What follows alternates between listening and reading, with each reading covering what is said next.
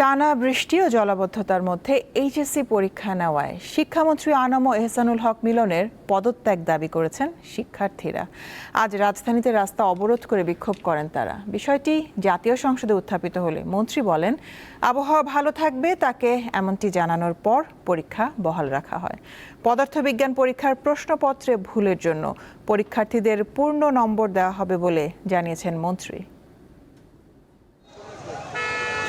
মঙ্গলবার বেলা 11টার দিকে রাজধানীর সায়েন্স ল্যাব মোড়ে হঠাৎ জড়ো হন একদল শিক্ষার্থী। এক পর্যায়ে রাস্তা অবরোধ করে বিক্ষোভ ও স্লোগান দিতে থাকেন তারা।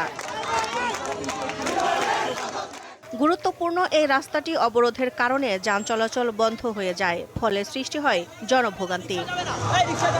শিক্ষার্থীদের অভিযোগ, টানা ভারী বৃষ্টিতে রাজধানী সহ দেশের বিভিন্ন এলাকায় জলাবদ্ধতা তৈরি হয়। এর মধ্যে এইচএসসি পরীক্ষা হওয়ায় তাদেরকে চরম অসুবিধায় পড়তে হয়। জলাবদ্ধতা ও বন্যার সময় পরীক্ষা স্থগিত রাখার দাবি জানান শিক্ষার্থীরা। তারা মাঠ পর্যায়ে পর্যবেক্ষণ না করে এরকম একটা সিদ্ধান্ত তারা গ্রহণ করছে, এটার আমরা তীব্র নিন্দা জানাই। হাঁটু পরিমাণ কোমর পরিমাণ পানি পার হয়ে আমাদের এক্সাম দিতে হয়েছে। আমার কেন্দ্র পড়েছে অনেক দূরে, আমি কিভাবে যাব সেখানে? তিনি কালকে এসি রুমে বসেছিলেন এবং শিক্ষার্থীরা এই পর্যন্ত পানি নিয়ে পরীক্ষা দিতে গিয়েছে। সায়েন্স ল্যাব মোড় ছাড়াও ঢাকা বিশ্ববিদ্যালয়ের উপাচার্যের বাসভবনের সামনে এবং উত্তরায় শিক্ষার্থীরা জড়ো হয়ে বিক্ষোভ করেন।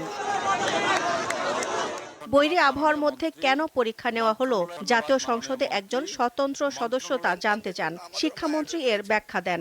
ওয়েদারম্যান, আমরা ব্রডকাস্টিং এর জন্য তাদের সাথে কথা বলেছি, তারা বলল যে বৃষ্টি হবে না, সেই কথাটি তারা বলেছে। বিকেল 5টা পর্যন্ত আমরা বসে থেকে সিদ্ধান্ত নিলাম যে সকলেই বলল যে ওয়েদার ভালো হবে, সেই জন্য আমরা পরীক্ষা রেখেছি।